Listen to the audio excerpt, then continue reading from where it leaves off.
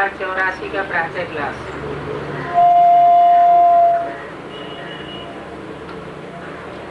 Heading दिया है, मीठे बच्चे, बाप 21 जन्म के लिए तुम्हारी ऐसी दिल बहलाए देते हैं जो तुम्हें कहीं भी दिल बहलाने के लिए मेले मलाखड़े आदि में जाने की दरकार नहीं होगी। ये मीठे बच्चे किसने कहा? बाप ने कहा। ये बाप कौन है? अपने अपने जिस्मानी बाप तो सबके अलग अलग होते हैं, लेकिन ये जो मुरली में मीठे मीठे बच्चे कहने वाला बाप है, वो इस दुनिया का बाप नहीं है। इस दुनिया में होते हैं जिस्मानी बाप, और वो है रूहानी बाप। रूहों की दुनिया से आने वाला बाप। ये रूहानी दुनिया कहाँ होती है? जिस्मानी दुनिया तो यहाँ है।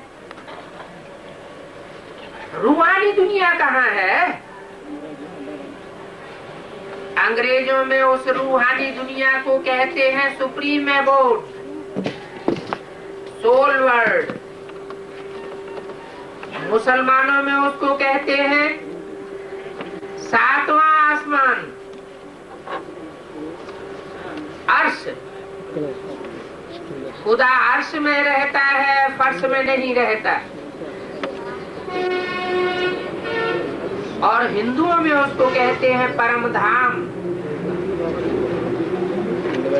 जहाँ से वो रूहानी बाप आता है। ब्रह्मलोक,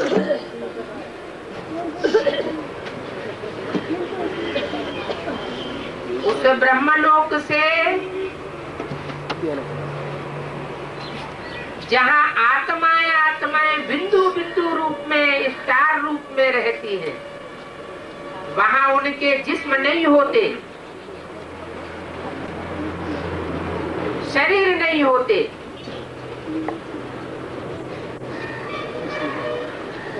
गीता में उस लोक का वर्णन किया गया है। न तद्भासते सूर्यो न शशांको न पावक यद्गत्वा न निवर्तन्ते तद्धाम परमं मम। इसका अर्थ है, उस ब्रह्मलोक में जो रूहानी बाप का घर है, हम आत्माओं का घर है, वहां न सूरज चांद सितारों का प्रकाश पहुंचता है, न अग्नि का प्रकाश पहुंचता है। सूरज चांद सितारों की दुनिया से परे वो परम धाम है, जहाँ का मैं रहने वाला हूँ। गीता में ऐसा श्लोक आया है। भगवान स्वयं कहता है कि मैं इस पाप की दुनिया का रहने वाला नहीं हूँ, मैं ऊंचे से ऊंचे धाम का रहने वाला हूँ। गाते भी हैं, ऊंचा तेरा नाम, ऊंचा तेरा काम, ऊंचा तेरा धाम। फिर भूल जाते हैं, भटकते रहते हैं तीर्थों पर, मंदिरों पर, ठिकानों पर, मस्जिदों पर, गिरजाघरों में, और कह देते हैं वो तो सर्वव्यापी है, हर जगह व्यापक है। अरे इस पाप की दुनिया में पापी व्यापक हैं, पाप व्यापक हैं, विकार व्यापक हैं, दुख दर्द व्यापक है। वो सुखदाता बाप कैसे व्यापक हो गया? तो वो रूहानी बाप जो मीठे से मीठे स्वीट होम बाबुल का घर जिसे कहा जाता है, वहां का रहने वाला है और इस सृष्टि पर तब आता है जब सब बड़े बड़े महात्माएं, धर्म पिताएं अपना अपना करिश्मा दिखाई देते हैं। चाहे वो इब्राहिम हो, बुद्ध हो, क्राइस्ट हो, गुरु नानक हो, विवेकानंद हो, महात्मा गांधी हो, सब आकर के सृष्टि पर अपना करिश्मा दिखाते हैं सुख शांति की स्थापना के लिए, और दुनिया नीचे ही गिरती चली जाती है। जब दुनिया का ये हाल हो जाता है कि स्थान स्थान पर आए हुए वो महात्माएं, मनुष्य गुरु सब फेल हो जाते हैं, तब कलयुग के अंत में वो हर हर बम बम का नारा लगाने वाला, सिर्फ नाराबाजी मुख की नहीं, प्रैक्टिकल कर्म करने वाला, प्रैक्टिकल में बम जो एटॉमिक शक्ति है, पापियों का, दुराचारियों का, विनाशाय च दुष्कृताम, दुष्कर्म करने वालों का नाश करने वाला, वो इस सृष्टि पर आ जाता है कलयुग के अंत में। वो सुप्रीम सोल बाप जो बिंदु बिंदु आत्माओं का बाप है,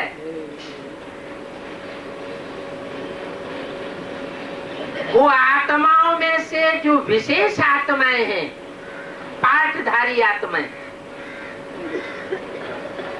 क्योंकि सुप्रीम सोल तो अकर्ता है, अभोक्ता है,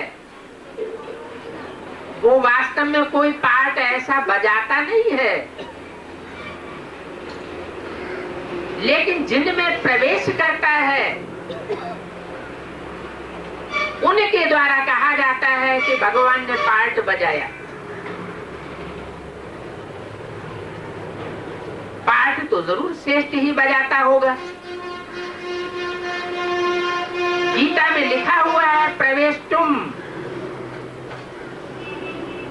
मैं प्रवेश करने योग्य हूं।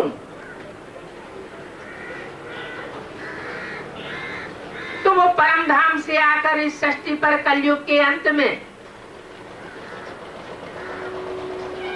इस सृष्टि रूपी रंगमंच की कोई विशेष हीरो हीरोइन पाठधारी आत्माएं हैं जिनमें प्रवेश करता है। वो आत्माएं कौन होंगी? जरूर वो सृष्टि के आदि पुरुष होंगे। हर धर्म में उनकी मान्यता होनी चाहिए।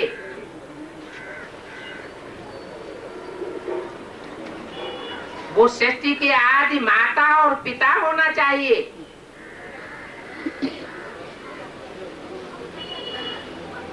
उनको हिंदुओं में कहा जाता है आदि देव, आदि देवी।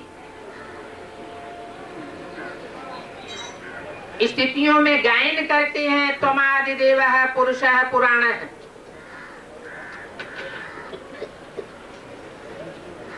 वो आदि देव शंकर को कहा जाता है। शंकर देव देव महादेव कहा जाता है। जो भी 33 करोड़ देवताएं हैं उनमें सबसे ऊंचे देवताएं हैं ब्रह्मा, विष्णु और शंकर। लेकिन ब्रह्मा और विष्णु से भी ऊंचा पद है महादेव का, जिन्हें देवादिदेव के नाम से कहा जाता है। वो हीरो पाटधारी है इस सृष्टि रूपी रंगमंच का। शास्त्रों में उनके अनेक नाम दिए हुए हैं।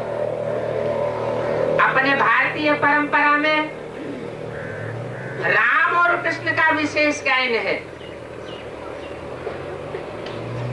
राम वाली आत्मा सख्त स्वभाव और संस्कार की मानी जाती रही, शास्त्रों में भी ये बात है। और कृष्ण की सोल मृदुल पाठ बजाने वाली मानी जाती रही। इसलिए कृष्ण ने जो भाषा उच्चारी है उस भाषा का नाम मुरली दे दिया है। और वो जो जगत पिता है, सारे जगत का पिता जगदीश कहा जाता है, वही राम की सोल है जो सारी सृष्टि में पिता का पाठ बजाने वाली है। ये सृष्टि के आदि पिता और माता कलयुग के अंत और सतयुग के आदि में इस सृष्टि पर आकर अपना पार्ट प्ले करते हैं। वो स्वयं वास्तव में पार्ट श्रेष्ठ नहीं बजाते, उनके अंदर सुप्रीम सोल आता है, जिसे भारत की परंपरा में शिव कहा जाता है। शिव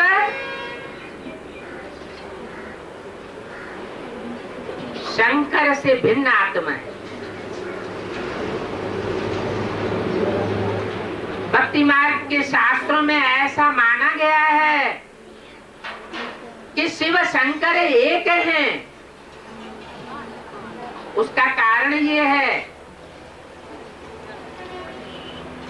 कि शिव के जो भी मनुष्य मात्र बच्चे आत्माएं हैं, उन आत्माओं में जो श्रेष्ठ पाठधारी शंकर की सोल या राम की सोल है,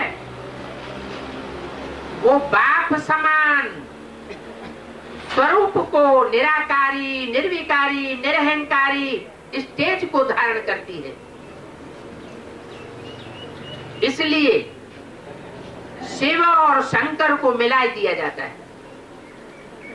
कहीं भी शास्त्रों में शिव और ब्रह्मा को मिला के एक नहीं कर दिया। शिव ब्रह्मा कहीं सुना? शिव और विष्णु को मिलाकर एक नहीं किया गया। शिव विष्णु कहीं नहीं कहा जाता।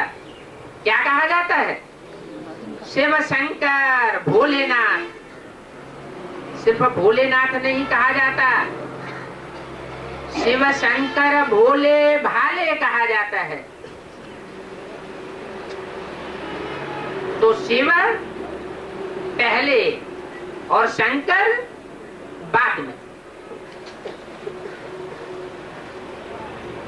ये कंपनी हो गई।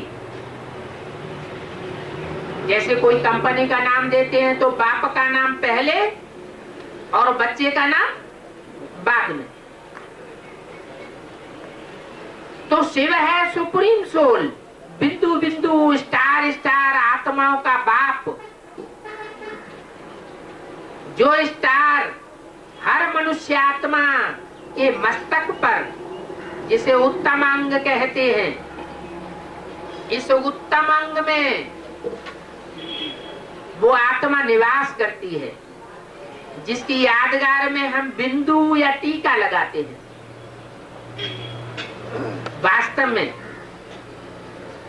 प्राचीन मनीषियों ने ये बिंदु या टीका लगाने की प्रथा इसलिए चलाई थी कि हम एक दूसरे को देखें तो बिंदु रूप में, आत्मिक रूप में देखें।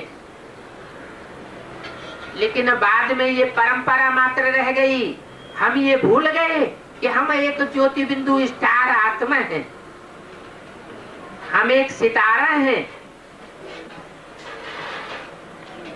और एक दूसरे को दैहिक रूप में देखने लगे। बिंदु और टीका लगाने की परंपरा मात्र रह गई। अभी बाप आकर बताते हैं जो बिंदु बिंदु आत्माओं का बाप शिव है, जिसकी यादगार मंदिरों में शिवलिंग दिखाते हैं, वो सिर्फ आत्मा है, उसका अपना जिस्म नहीं होता, अपना शरीर नहीं होता। इसलिए उसकी यादगार मंदिरों में शिवलिंग दिखाते हैं, जिसको न हाथ है, न कान है, न पांव है, न आंख है, न नाक है। हाँ, कोई कोई शिवलिंग ऐसे भी खुदाइयों में मिले हैं। मंदिरों में अभी भी प्राचीन मंदिरों में वो शिवलिंग स्थापन है जिनमें सिर्फ मुख बना हुआ होता है। माना आंख भी दिखाई जाती है, नाक भी दिखाई जाती है, कान भी दिखाए जाते हैं, मुख भी दिखाया जाता है। 5 सिरों वाला मुख, 4 सिरों वाला मुख, 3 मुखों वाला शिवलिंग ऐसे दिखाते हैं। ये टाइम टू टाइम जो षष्ठी रूपी रंगमंच की विशेष आत्माएं हैं, उनमें वो प्रवेश करता है नंबरवार पुरुषार्थ अनुसार, और उन आत्माओं के द्वारा श्रेष्ठ कर्म करना सिखाता है, श्रेष्ठ पार्ट बजाना सिखाता है। तो जिनमें प्रवेश करता है उन विशेष आत्माओं का नाम ब्रह्मा दिया जाता है। इसलिए ब्रह्मा को चतुरानन कहते हैं, 4 मुखों वाला, पंचानन कहते हैं, 5 मुखों वाला।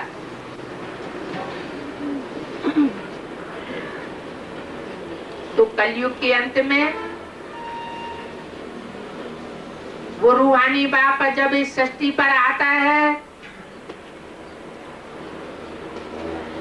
तो विशेष आत्माओं में प्रवेश करके मुख के द्वारा वाणी चलाता है। पहले वो माँ के रूप में संसार में आता है, जिसका नाम दिया जाता है ब्रह्मा, बड़ी माँ। ब्रह्मा ने बड़ी, माँ माने माँ, माने इस षष्ठी रूपी रंगमंच की बड़े से बड़ी माँ, जिससे जास्ती प्यार कोई दे नहीं सकता। उस ब्रह्मा के मुख से जो वाणी उच्चारण की जाती है, उस वेद वाणी का नाम शास्त्रों में दे दिया है मुरली। मुरली माना मीठी तान सुनाने वाली। मीठी से मीठी तान का वाद्य यंत्र कौन सा होता है? मुरली। और वो मीठी वाणी सुना करके इस षष्ठी रूपी रंगमंच की अनेक धर्मों की श्रेष्ठ से श्रेष्ठ पावरफुल आत्माओं को इकट्ठा कर लेता है।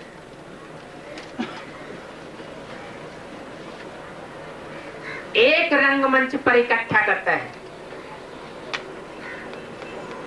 उस रंगमंच का नाम है माउंट आबू।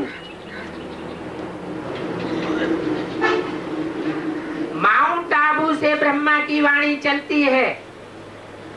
वाणी ब्रह्मा की चलती है या ब्रह्मा में शिव की चलती है?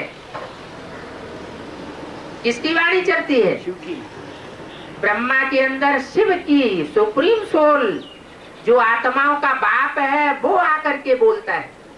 परंतु तन किसका है? कृष्ण वाली सोल का, जो ब्रह्मा के नाम रूप से संसार में प्रत्यक्ष होता है, जिसके नाम से संसार में हर देश के अंदर, सब बड़े बड़े शहरों के अंदर ब्रह्मा कुमारी ईश्वरीय विश्वविद्यालय खोले गए हैं। लेकिन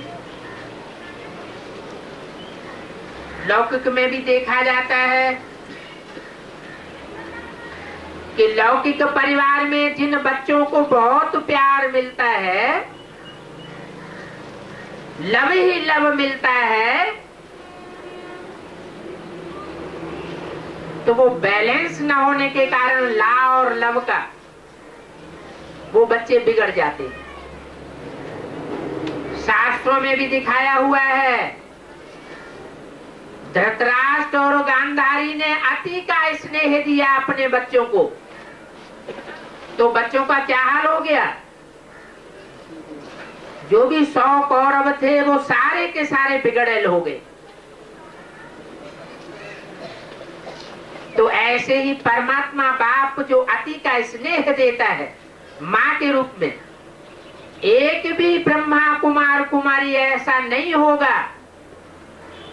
किसी भी ब्रह्मा कुमारी ईश्वरीय विश्वविद्यालय में जाकर के पूछ लें एक एक से, जो उस समय के जीवित हुए बचे हों, उनसे पूछा जाए तो सब यही कहेंगे कि ब्रह्मा बाबा ने हमको जितना प्यार दिया उतना और दुनिया में कोई ने नहीं दिया। कोई 10, 20, 50 सेकंड के लिए ही बाबा से क्यों न मिला हो, पक्षण माल ही क्यों न मिला हो, वो भी यही कहेगा कि बाबा ने हमको जितना प्यार दिया उतने हमारे माँ बाप ने भी नहीं दिया। तो परमात्मा बाप शिव को तो कहते ही हैं, त्वमेव माता च पिता त्वमेव। क्या कहते हैं? तू ही मेरी माता है, तू ही मेरा पिता है। तो जरूर उसने इस सत्य रूपी रंगमंच पर माता के रूप में स्नेह देने वाली, ज्ञान का दूध देने वाली जो भी माताएं हुई हैं, उन माताओं के बीच में सबसे श्रेष्ठ से श्रेष्ठ पाठ बजाया होगा। किसके द्वारा? ब्रह्मा के द्वारा।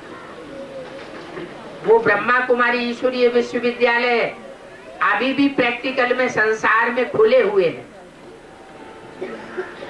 परंतु ब्रह्मा ने शरीर छोड़ दिया 69 में। क्यों छोड़ दिया? कि सुप्रीम सोल बाप ने देखा कि 30-33 वर्ष हो चुके, सन 36 से ये कार्य शुरू हुआ, सिंध हैदराबाद से, कलकत्ते से, और अभी तक बच्चों में परिवर्तन नहीं आया, इतना प्यार लेने के बावजूद भी। तो परमात्मा बाप ने अपना वो चोला जिसे ब्रह्मा कहा जाता है वो बदल दिया। ब्रह्मा के चोले को छोड़ करके, जिस ब्रह्मा के लिए शास्त्रों में गायन है, ब्रह्मा द्वारा नई सृष्टि की स्थापना, वो स्थापना का कार्य, ब्रह्मा से ब्राह्मण तो पैदा हुए, लेकिन जो संपन्नता होनी चाहिए थी वो संपन्नता नहीं हुई। क्या संपन्नता? सृष्टि बनानी थी देवताओं की, लेकिन ब्रह्मा से 2 प्रकार के ब्राह्मण पैदा हो गए। रावण, कुंभकर्ण, मेघनाथ जैसे ब्राह्मणों की तादाद बढ़ती चली गई, और गुरु वशिष्ठ और विश्वामित्र जैसे जो पुरुषार्थी ब्राह्मण थे, उनकी तादाद घटती चली गई। जब ऐसी स्थिति सुप्रीम सोल बाप देखते हैं तो ब्रह्मा का चोला छूट जाता है। परमात्मा बाप सुप्रीम सोल, राम वाली सोल में प्रवेश करके उसको शंकर के नाम रूप से संसार में विख्यात करना शुरू करते हैं। राम के बाणों को क्या कहा गया है? वो ज्ञान के बाण छोड़े थे या जहरीले लोहे के बाण छोड़े थे? अरे दुनिया के बड़े बड़े महात्माएं भी हिंसा करना नहीं सिखाते हैं। तो परमात्मा बाप जो महात्माओं से भी बड़ा महात्मा है, महात्माओं का भी बाप है, धर्म पिताओं का भी बाप है, बापों का भी बाप है, गुरुओं का भी गुरु है, वो हिंसा करना कैसे सिखाएगा?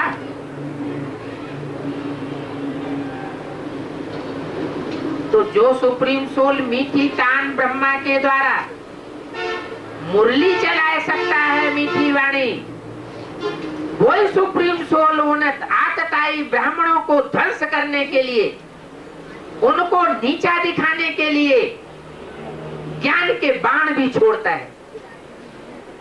निमित्त किसको बनाता है? राम की सोल को। किस नाम रूप से? शंकर के नाम रूप से। इसलिए शंकर के मंदिरों में कौन सा वाद्य यंत्र विशेष बजाया जाता है? मुरली बजाई जाती है क्या?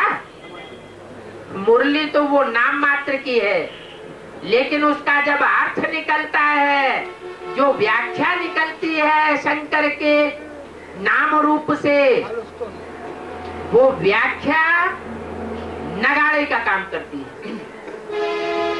जैसे बम फटते हैं, ऐसे बम फटने का काम करती है। इसलिए शंकर के नाम रूप के साथ बम बम शब्द का उच्चारण होता है।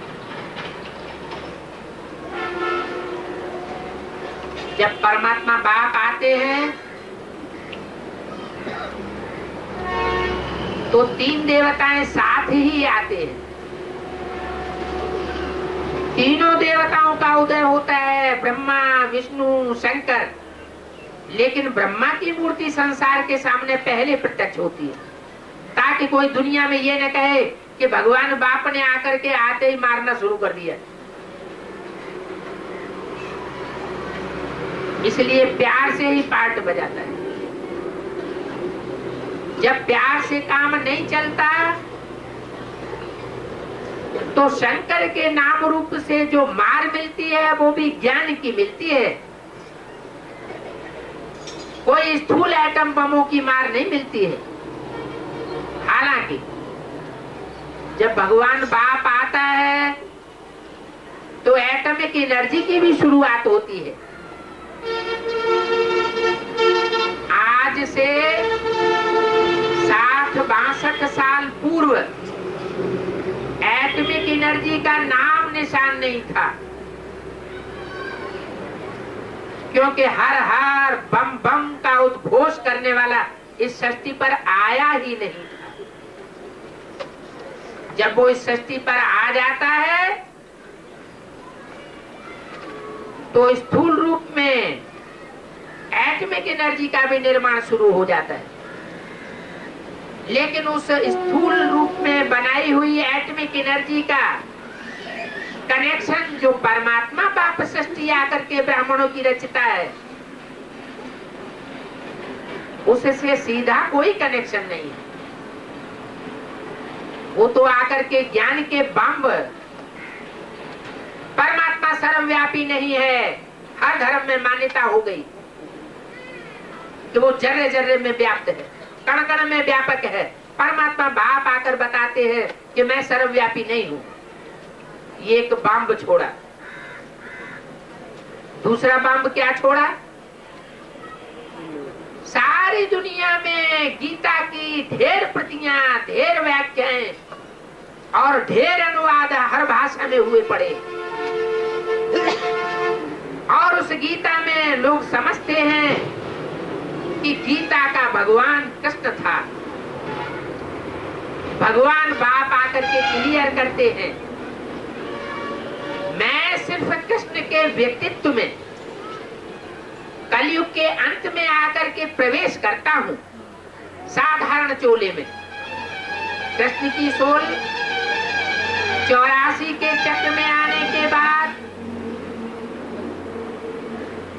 जो साधारण मनुष्य तन का पार्ट बजाती है, उस तन में मैं प्रवेश करके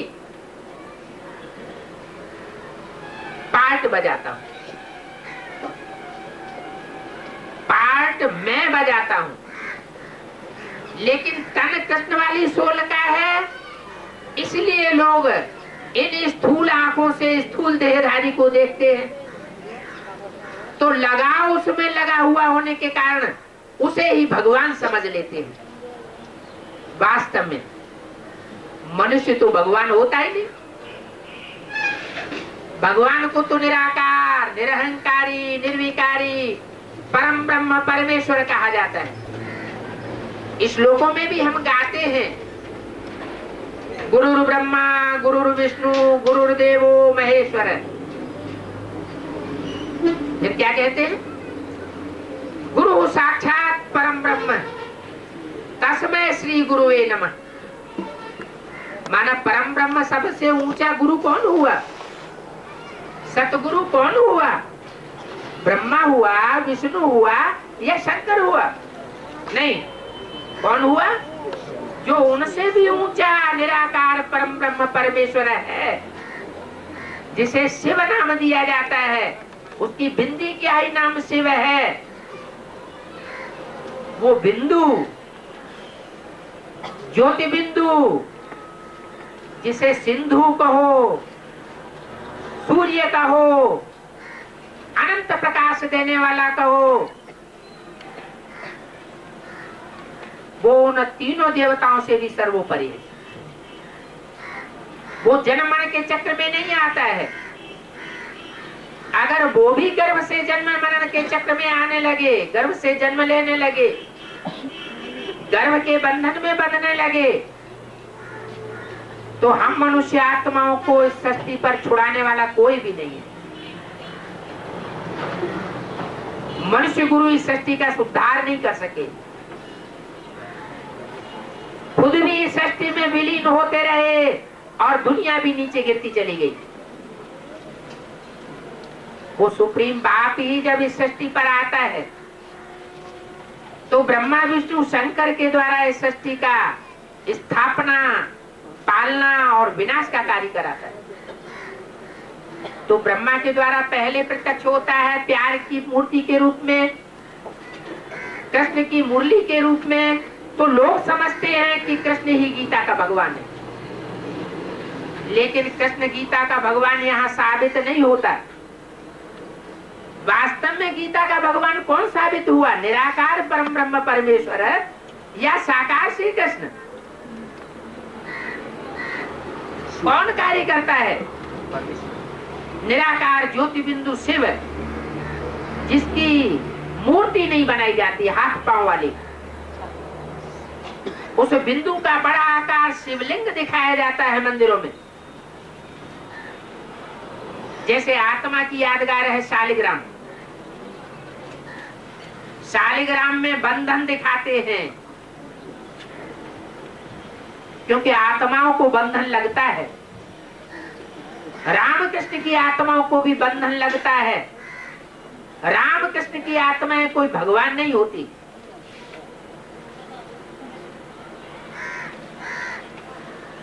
जिसे गॉड फादर कहें, वो सदगुरु नहीं है। तो गीता का भगवान कृष्ण भी नहीं है। कौन है गीता का भगवान? निराकार परम ब्रह्म परमेश्वर शिव है, सुप्रीम सोल है। ये दूसरा एटमिक धमाका हुआ। दुनिया में लोग कहते हैं गीता का भगवान कृष्ण है। भगवान बाप आकर के बताते हैं गीता का भगवान कृष्ण नहीं है। ये बड़े से बड़ी भूल है। गीता माता है और गीता माता का बच्चा श्री कृष्ण है। गीतापति भगवान निराकार परम ब्रह्म परमेश्वर शिव है।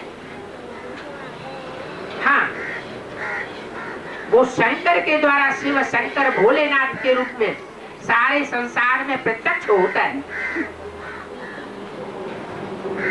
तो वो जगत पिता है, वो जगत की माता है गीता माता। कहते भी हैं श्रीमद् भगवत गीता माता।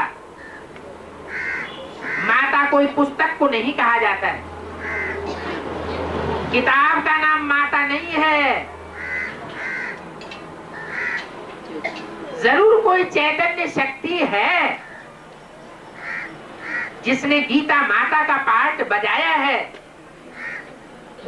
उस गीता माता से सतयुग के आदि में हे कृष्ण नारायण वासुदेव नाम का नारायण रूप से कोई बच्चा जन्म लेता है।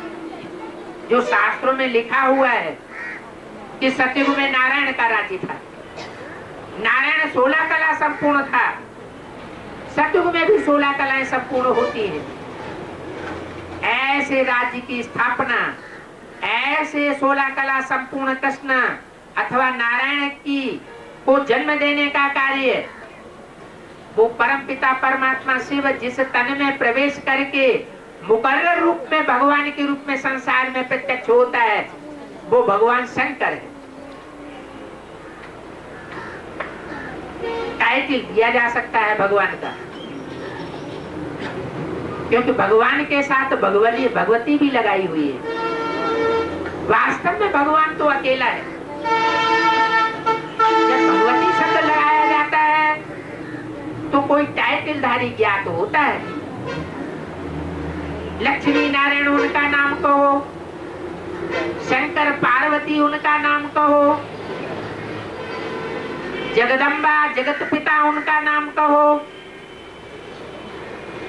वैष्णो देवी उनका नाम कहो, तो वो है गीता माता और वो है गीता पति भगवान, गीता का पति। और उन दोनों से षष्ठी रूपी रंगमंच पर जो पहला षष्ठी रूपी वृक्ष का पत्ता पैदा होता है वो है श्री कृष्ण। तो श्री कृष्ण बच्चा और गीता को उसका पति बनाई दिया। श्री कृष्ण बच्चा है और गीता माता को उसका पति बनाई दिया, तो कितना जुल्म कर दिया, महापाप कर दिया असली बात को न जानने के कारण। इसलिए सृष्टि नीचे गिर गई। भगवान बाप को भी जब इस तरह की बातें कही जाती हैं, गालियां दी जाती हैं, तू सर्वव्यापी है, टट्टी में है, पेशाब में है, कीड़े में है, मकोड़ों में है, तो सृष्टि नीचे नहीं गिरेगी तो क्या होगा? भगवान के लिए तो लोग इतनी श्रद्धा करते हैं एक तरफ, और दूसरी तरफ इन गुरुओं ने उल्टा ज्ञान सिखा करके क्या कर दिया, सारी सृष्टि की मेंटलिटी को नीचे गिरा दिया। तो परमात्मा बाप अब आकर के कहते हैं, मीठे बच्चे, बाप 21 जन्म के लिए तुम्हारी ऐसी दिल बहलाए देते हैं जो तुम्हें दिल बहलाने के लिए कोई मेले मलाखड़े में, तीर्थों में इकट्ठा नहीं होना पड़ेगा, जाने की दरकार नहीं पड़ेगी।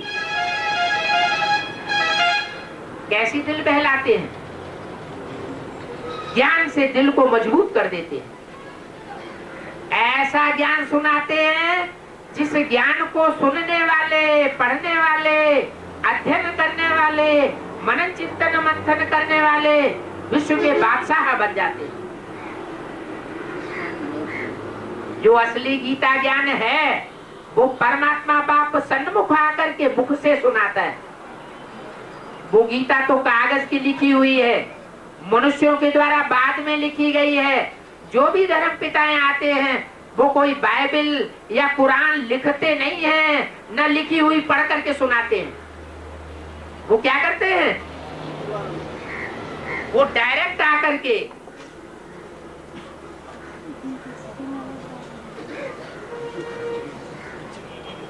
वो धर्म पिताएं डायरेक्ट आकर के मुख से बोलते हैं। कोई भी गीता आदि का पाठ नहीं करते, गीता पढ़ करके नहीं सुनाते। ये तो भगवान बाप है, जब इस सृष्टि पर आता है तो वो ये बात बताता है, बच्चे ये कुरान, ये बाइबल, ये शास्त्र, ये तो धर्म पिताओं के बहुत वर्षों के बाद लिखे जाते हैं, उनके फॉलोअर्स इनको लिखते हैं। इसलिए जो सच्ची गीता है वो गीता तुम्हें डायरेक्ट मुख से आकर के सुनाता हूँ। हजारों वर्षों के बाद फिर वो गीता कागजों में लिखी गई। पहले भोजपत्र में लिखी गई थी, बाद में कागज में लिखी गई। उससे पहले गुरु लोग सुनाते थे और उनके शिष्य उनको सुनकर के याद कर लेते थे। लिखा पढ़ी का कोई काम नहीं होता था। अभी वो गीता का ज्ञान लोप हो चुका, कागज की गीता मात्र रह गई। मनुष्यों के द्वारा बनाई हुई उसकी 108 से भी ज्यादा टीकाएं हो गई। एक टीका गीता की एक व्याख्या दूसरी व्याख्या से मिलती नहीं। गीता की एक शंकराचार्य की व्याख्या कहती है एको ब्रह्म द्वितीयो नास्ति, एक ही भगवान है, एक ही ब्रह्म है, दूसरा कुछ भी नहीं है, सब असत्य है। और माध्वाचार्य की गीता कहती है परमात्मा अलग है, आत्माएं अलग अलग हैं। क्या? परमात्मा सुप्रीम सोल अलग है और जो जन्म मरण के चक्र में आने वाली आत्माएं हैं वो अलग अलग हैं। एक आत्मा का संस्कार नहीं मिल सकता दूसरे से। और सृष्टि रूपी रंगमंच पर आत्माएं आकर के पार्ट बजाती हैं। कैसा पार्ट बजाती है? ऊपर से आती है और नीचे नीचे गिरती चली जाती है। उनको उठाने वाला कोई भी मनुष्य मात्र नहीं हो सकता। एक परमात्मा बाप सुप्रीम सोल ही जब इस सृष्टि पर आते हैं तो फिर से गीता ज्ञान सुना करके सनातन धर्म की स्थापना करते हैं और सब आतताई धर्मों का विनाश करा देते हैं। ऐसे नहीं कि और धर्म सब झूठे ही झूठे हैं। और धर्मों में भी श्रेष्ठ शक्तिशाली आत्माएं हैं, लेकिन हर धर्म में बाद में दुष्टों की संख्या बढ़ जाती है। दुनिया की हर चीज पहले सतो प्रधान होती है और बाद में सतो प्रधान से सतो सामान्य रजो और तमो हो जाती है। तो परमात्मा बाप जिस धर्म की स्थापना आकर के करते हैं वो धर्म सतयुग में सतो प्रधान स्टेज में रहता है, 16 कला संपूर्ण। मनुष्य आत्माएं उस धर्म को फॉलो करती है। त्रेता में 14 कला संपूर्ण रह जाता है। 14 कला संपूर्ण आत्माएं उस सनातन धर्म को फॉलो करती हैं अपने जीवन में प्रैक्टिकल। जब द्वापर शुरू होता है तो उस द्वापर में आज से 2500 वर्ष पहले गीता के ज्ञान में द्वैत फैलाने वाला दूसरा धर्म प्रवेश करता है।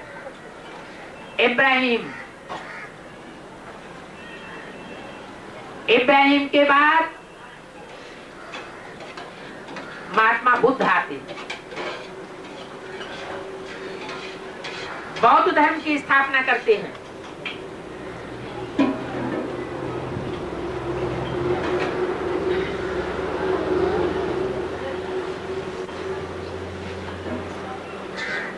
क्राइस्ट आते हैं, क्रिश्चियन धर्म की स्थापना करते हैं। मोहम्मद आते हैं, मुस्लिम धर्म की स्थापना करते हैं। शंकराचार्य आते हैं, संन्यास धर्म की स्थापना करते हैं। गुरु नानक आते हैं, सिख धर्म की स्थापना करते हैं। तो टाइम टू टाइम अनेक धर्म पिताएं जो मनुष्य गुरु हैं वो आकर के सनातन धर्म में भेद पैदा कर देते हैं। भारतवासी नीचे गिरते चले जाते। व्यभिचारी पूजा में मस्त हो जाते हैं। एक बाप को भूल करके 33 करोड़ देवताओं की पूजा करने लग पड़ते हैं। इतना ही नहीं, कण कण की पूजा करते हैं, वृक्षों की पूजा करते हैं, जानवरों की पूजा करते हैं। हनुमान की पूजा करेंगे, जानते नहीं है कि हनुमान का अर्थ क्या है। हनुमान का जो चित्रकार ने रूप बनाया है उसका अर्थ क्या है। गणेश का अर्थ क्या है, जो रूप बनाया है उसका अर्थ क्या है। बस सीधा साधा समझ लेते हैं, हाँ ऐसा ही रूप वाला कोई व्यक्ति हुआ होगा, 10 सिर का कोई रावण हुआ होगा। अरे अगर ऐसा कोई हुआ होता तो उसके कुल में भी तो वो पैदाइश होनी चाहिए। ये सब चित्रकार की चित्र हैं। चित्रकार और कवि जब अपनी कविता करता है, चित्र गढ़ता है, तो उसमें भाव भंगिमाएं भरता है। उन भाव भंगिमाओं का सही अर्थ नहीं लगाया गया, उल्टा अर्थ लगा करके उनको व्याख्या संसार के सामने दे दी गई। कहते भी हैं, कह समझे कवि या समझे रवि। जिन कवियों ने कविता की है, जिन मूर्तिकारों ने मूर्तियां बनाई, चित्रकारों ने चित्र बनाए, वो तो चले गए। अब उनकी व्याख्या कौन करे। जो व्याख्या करने वाले हैं वो सब विकारी हैं, विकारी मनुष्य। विकारी मनुष्य जो भी व्याख्या करेगा वो विकारी बुद्धि से व्याख्या करेगा या निर्विकारी बुद्धि से करेगा। विकारी बुद्धि से विकारी व्याख्या हो गई। तो अंत में स्वयं ज्ञान सूर्य परमात्मा शिव को इस सृष्टि पर प्रत्यक्ष होना पड़ता है, जिसे कहते हैं रवि। या तो समझे कवि, जिसने वो कविताएं की है, जिन्होंने वो शास्त्र लिखे हैं, अथवा समझे रवि। रवि माना सूर्य। वो ज्ञान सूर्य जब इस सृष्टि पर आता है तो सूर्य के रूप में संसार में प्रत्यक्ष होता है। उसका सामने आकर मुकाबला कोई नहीं कर सकता, क्योंकि और जितने भी ज्ञान सुनाने वाले हैं, आध्यात्म विद्या को बताने वाले हैं, वो सब पढ़ करके तैयार होते हैं, पढ़ करके तब दूसरों को पढ़ाई पढ़ाते हैं। सुप्रीम सोल बाप कोई कागजों की पढ़ाई नहीं पढ़ता है, उसके अंदर तो ज्ञान ऑलरेडी समाया हुआ है, समाया रहता है। क्यों बाबू, वो जब इस सृष्टि पर रंगमंच पर आता है तो वो निराधार होकर के वाणी चलाता है। वो जो कुछ भी बताता है वो डायरेक्ट बताता है। उस बताने वाले को न देख करके जिसमें वो प्रवेश करता है उसकी एक्टिविटी को देखने लग पड़ते हैं। राम और कृष्ण में, इब्राहिम में, बुद्ध में, क्राइस्ट में, गुरु नानक में फंस जाते हैं। ये सब मूर्तियां हैं जो पहले सात्विक थी और बाद में सृष्टि रूपी रंगमंच पर पाठ बजाते बजाते, जन्म लेते लेते नीचे गिर जाती है, पतन हो जाता है। जब सारी सृष्टि पतन के गर्त में समाई जाती है, सबकी मनसा भ्रष्ट हो जाती है, मन बुद्धि विकारों में लगी रहती है, तब कलयुग के अंत में परमात्मा शिव आकर के ज्ञान के ढेरों रहस्य खोलते हैं। जैसे दुनिया समझती है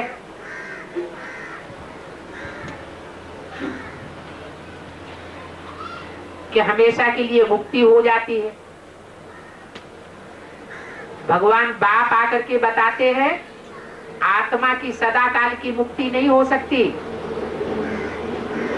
एक तरफ तो कहते हैं भगवान कल्प कल्प में भगवान आकर के जन्म लेता है, तो भगवान को तो इस सृष्टि में हमेशा के लिए बांध दिया, आत्माओं हो कि फिर हमेशा के लिए मुक्ति कैसे हो सकती है?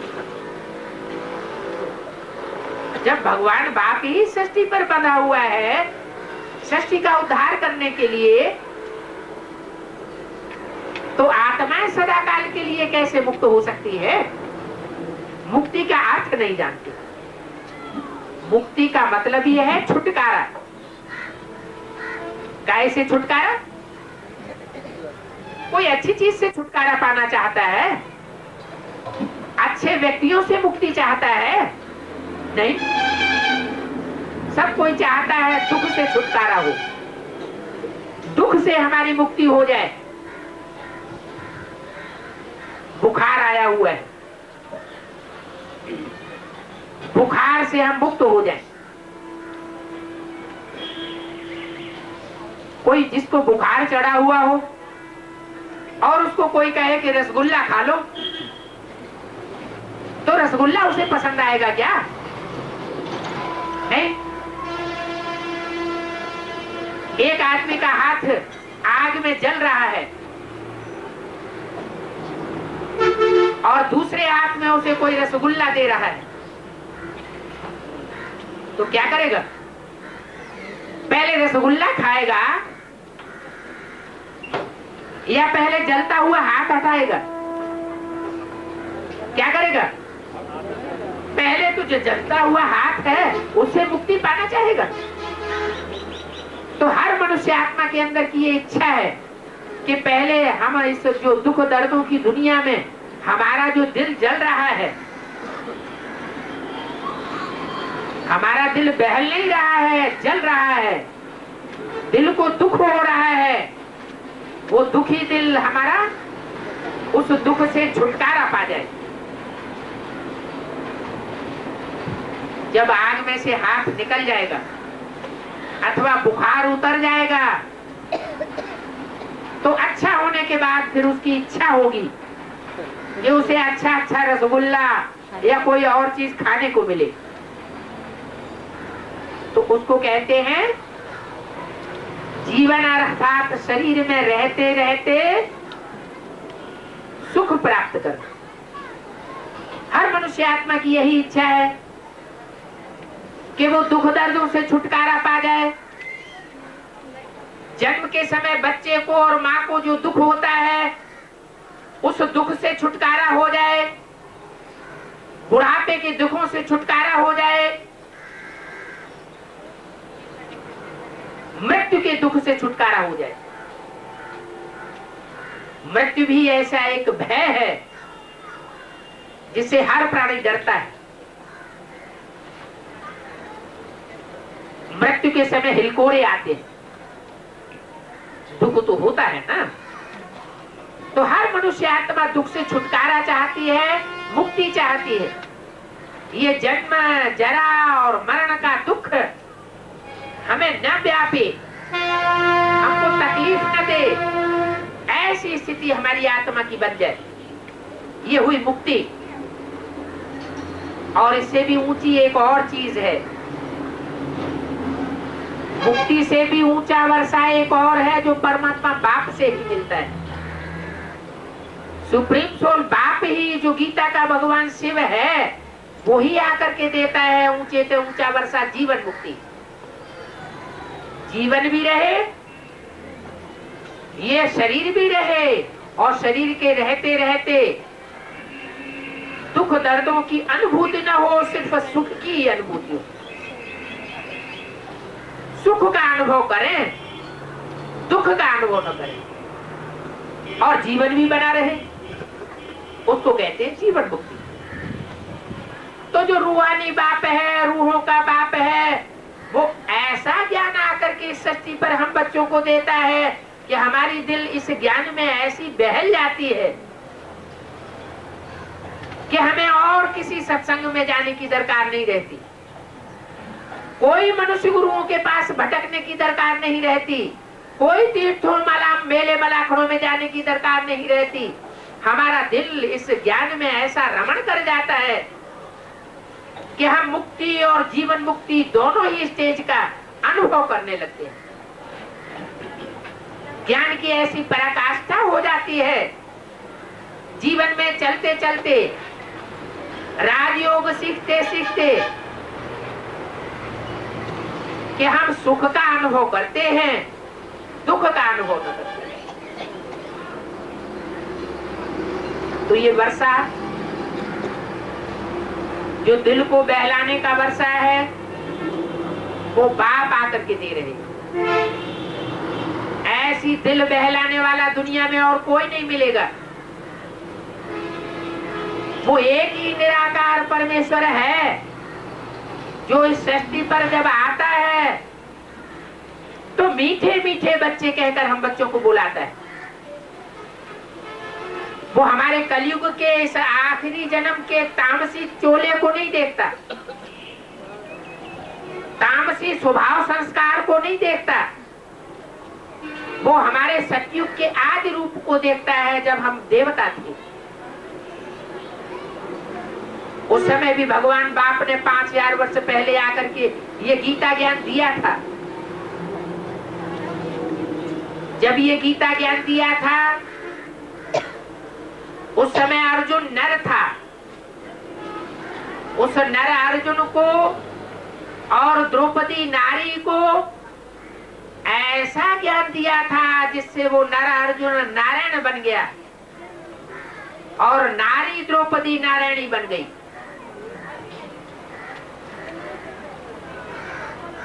ये नर से नारायण और नारी से नारायणी बनाने वाला ये जो ज्ञान है वो स्वयं परम पिता परमात्मा शिव ही निराकार दे सकता है। निराकार का मतलब फिर ये भी नहीं है कि वो सिर्फ ज्योति बिंदु ही बन करके रहता है, नहीं, वो निराकार कोई साकार में प्रवेश करता है।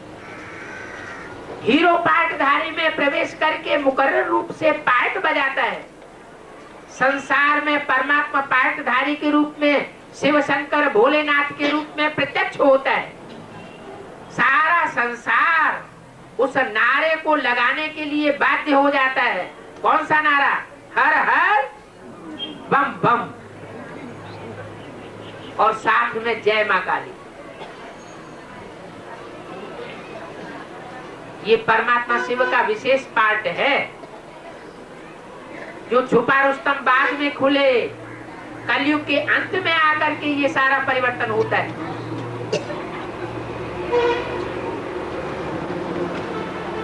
और अभी ये परिवर्तन की बेला चल रही है। सूर्य उदय होने वाला है, इसलिए कहते भी हैं, गीत भी बनाए दिए हैं, लेकिन अर्थ नहीं जानते। पर्दा उठने वाला है, तमाशा होने वाला है, कोई हंसने वाला है, कोई रोने वाला है, तमाशा होने वाला है। ये स्थिति जो संसार की बिगड़नी है वो संसार में तो बाद में बिगड़ेगी। पहले भारत में वही महाभारत गृह युद्ध सामने खड़ा हुआ है, जिसके लिए गीता में बोला था, हे अर्जुन, ये सब मरे पड़े। अर्जुन को विश्वास नहीं हुआ तो भगवान ने अपना मुंह खोल करके दिखाई दिया, देख, मेरी इन एटम बम रूपी दाढ़ों के बीच में जो समुद्र और जमीन के अंदर पिरोई हुई हैं, आसमान के अंदर तैर रही हैं, उन दाढ़ों के बीच में सारा संसार चबाया जाने वाला है। ये एटॉमिक धमाकों के रूप में सारा संसार अब नष्ट हो जाएगा। बचेंगे कौन? जो परमात्मा के प्यारे बच्चे होंगे, जिनको परमात्मा बाप आकर के सन्मुख बोलता है। क्या बोलता है? मीठे मीठे सिकील दे बच्चे। कैसे बच्चे? मीठे मीठे सिकील दे बच्चे, माने बहुत सिक से मिले हुए। जैसे कोई बाप का बच्चा किसी मेले में खो जाता है और खोने के बाद बहुत वर्षों के बाद मिलता है तो बड़े प्यार से दोनों मिलते हैं। तो ऐसे ही जो 84 जन्म लेने वाले हैं पक्के देवताई आत्माएं, वो षष्ठी रूपी रंगमंच की 9 लाख आत्माएं हैं, जास्ती नहीं है। वो 9 लाख सितारे हैं जो आसमान में चमकते हैं। वो 9 लाखा हार है जो गले का हार बनता है। 9 लाख विशेष आत्माएं, वो अब संसार रूपी रंगमंच पर सितारे की तरह चमकने वाली है। थोड़ा समय रह गया। ओम शांति।